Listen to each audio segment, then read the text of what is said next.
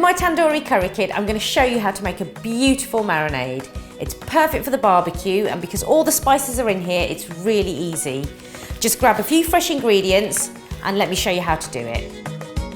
Ensure the main ingredient is thoroughly dry before marinating. If using chicken, slash the flesh diagonally.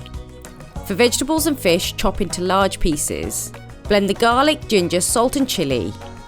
Place the meat, fish or vegetables in an oven-proof dish and stir in the blended garlic mixture. Pour on the lemon juice and the mustard oil and rub into the ingredients, then set to one side. Put the yoghurt onto double layers of kitchen paper and leave for 10 minutes to drain the water out.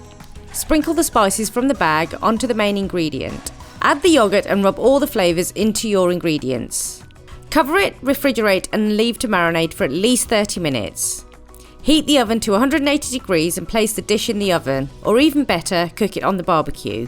Serve with a fresh squeeze of lemon juice and a sprinkle of fresh coriander.